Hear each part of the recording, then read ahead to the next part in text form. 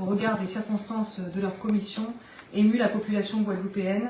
Et l'idée pour nous était aussi d'éviter la propagation d'informations parcellaires ou inexactes et donc de faire un premier point à ce stade de l'enquête à l'issue de la garde à vue du suspect. Donc c'était hier, le 1er décembre vers 11h, au CMP du Gosier, un médecin psychiatre a été victime de coups de couteau d'un patient et qu'il venait de recevoir en consultation. Cette consultation s'inscrivait dans le cadre d'un suivi médical régulier de ce patient.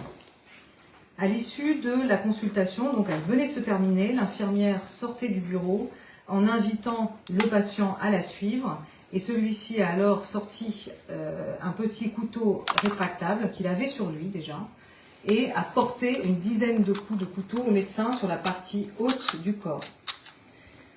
Le suspect est ensuite sorti calmement, suivi par un membre du personnel qui permettait son interpellation par un équipage de la BAC peu après. Tous les personnels sont intervenus, ont tout de suite évacué toutes les personnes présentes, ont prévenu les services de secours et les services de police.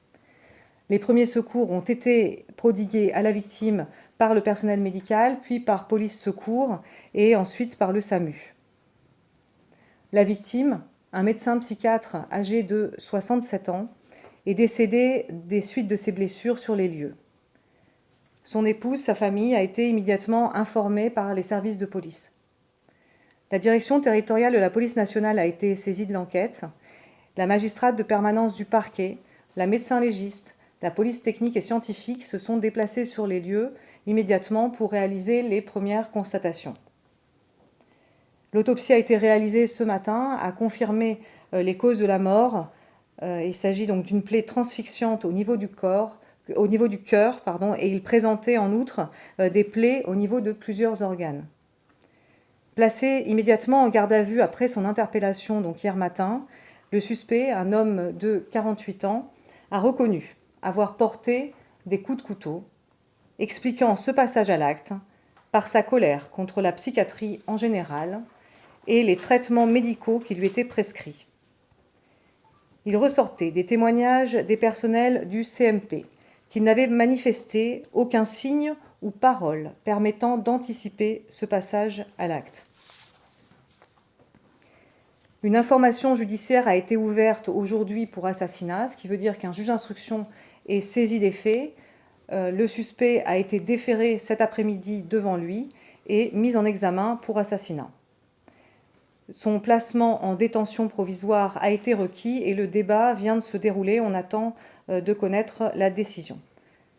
S'agissant de la qualification juridique, nous avons retenu le meurtre avec préméditation au regard du fait que le suspect s'est présenté au CMP avec une arme blanche et avec également la volonté de se venger du système de prise en charge médicale.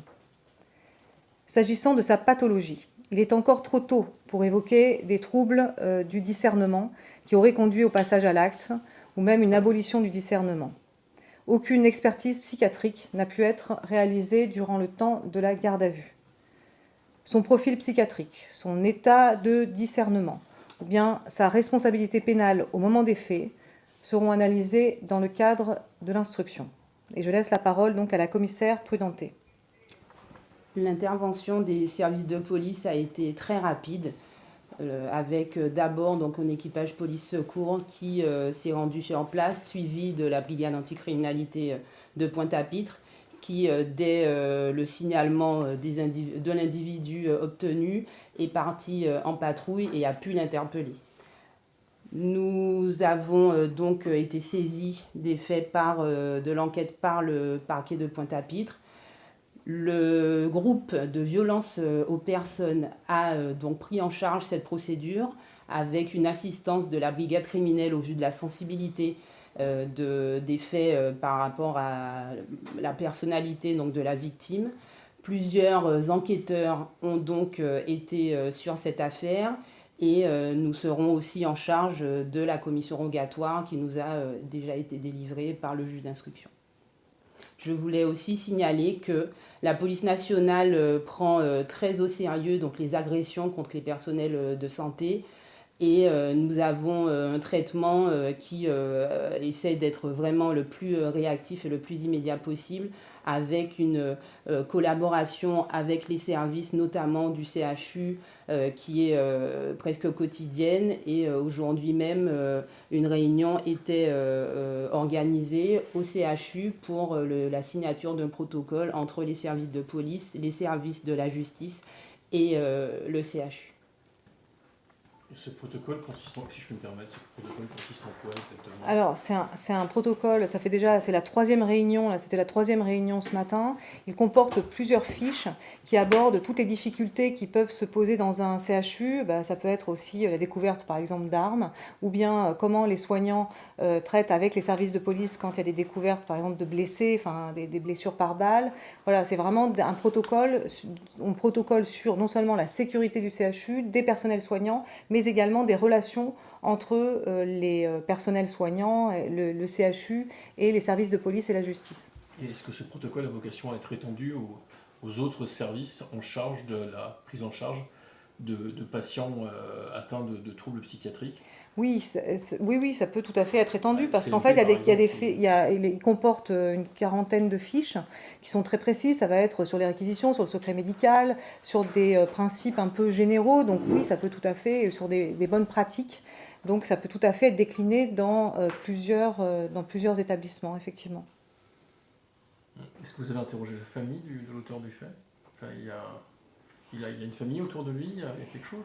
Alors, à ce stade de l'enquête, on ne va pas forcément parler complètement de toutes les auditions qui ont pu être réalisées. Bien sûr, il y a eu beaucoup d'auditions, beaucoup de témoignages qui ont été réalisés en un temps quand même assez réduit pour avoir un peu une idée mais de où on en était. Mais tout ça va être encore plus travaillé dans le cadre de l'instruction. Donc, à ce stade, on ne dira pas plus sur son état. Est-ce qu'on peut savoir depuis combien de temps il était suivi par ce psychiatre au CMP?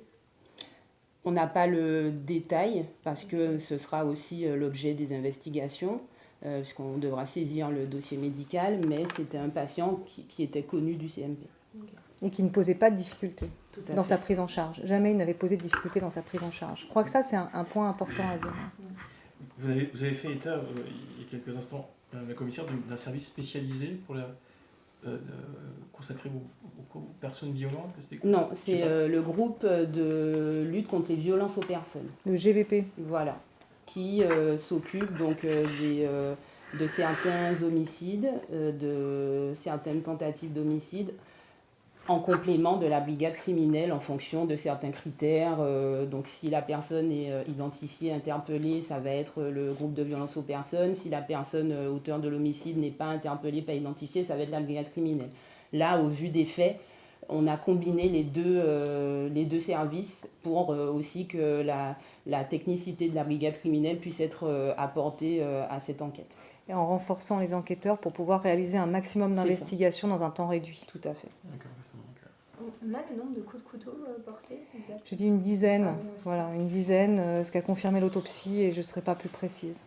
Et l'interpellation s'est produite, il ne s'est pas échappé en fait, il est resté sur les lieux accompagné d'un personnel médical juste après. Alors, quand il a été surpris après les faits, il est sorti calmement. Il est sorti et il a été suivi par un personnel, et ce qui a permis justement de pouvoir assez vite le localiser et assez vite l'interpeller, le faire interpeller par la BAC. Ah oui, il y a un personnel qui a suivi, distance, voilà, pour essayer, de qu'il fuit dans la nature. Tout à fait. Et donc comme ça permettait de pouvoir, de pouvoir l'interpeller par la BAC. C'est toujours ce qu'on dit à la police, c'est que l'appel au 17 est très important. Et une interpellation avec un bon requérant est beaucoup plus simple pour nous, ça c'est sûr. Et là, on a eu un personnel du CMP très courageux, le personnel en général, vraiment, puisque ceux qui étaient présents sur place, celui qui effectivement a suivi pour nous donner les bonnes indications, ont vraiment eu beaucoup de courage alors qu'ils étaient en train de vivre un moment très difficile. Il était toujours armé quand il a quitté le CMP, ou il avait laissé son arme sur place? Non, son arme, il avait gardé son arme. Ouais, on a retrouvé son arme. Et je vous confirme donc son placement en détention provisoire ce soir. Ah, ok. Voilà. Oui, vous avez dit qui est, bien sûr, vous allez procéder à des analyses psychiatriques le concernant. Est-ce qu'on a une idée d'une éventuelle altération du ministère Non, de l'Enfant en l'état, absolument pas. Voilà, on n'a pas suffisamment Il a pas d'éléments. Ça s'est d'antécédent. passé hier matin. Ouais. Alors, il n'a jamais été condamné, mais il a déjà fait l'objet d'une procédure en 2021 pour un port d'armes blanches qui avait été classé sans suite pour irresponsabilité pénale. Et suite à ces faits-là, il avait été hospitalisé en psychiatrie. Il avait déjà été hospitalisé avant. Voilà. Et c'est le seul fait qui pouvait lui être reproché, c'était 2021. Mais pourquoi irresponsabilité pénale alors? Qu'est-ce qui avait été décelé à l'époque? Ah, il y avait une expertise qui avait Ah oui, déterminé. une expertise. Ouais, il y avait une expertise, voilà. Et donc c'est tous ces éléments-là qui seront creusés dans le cadre de l'instruction, puisqu'on va vraiment travailler sur son profil psychiatrique. Ça va être évidemment un des points essentiels, puisque les faits, ils ne sont pas contestés. Et vous l'avez entendu, enfin, il a donné sa version des faits. 48 ans, c'est ça, hein. 48 ans. Mais ce qui va vraiment être le plus creusé, ça va être, oui, forcément, ça va être son état psychiatrique au moment des faits. Il avait un métier? Il était marié? Il avait des enfants? Alors ça, on vous en dira pas plus sur sa personnalité là, voilà, maintenant. Ok.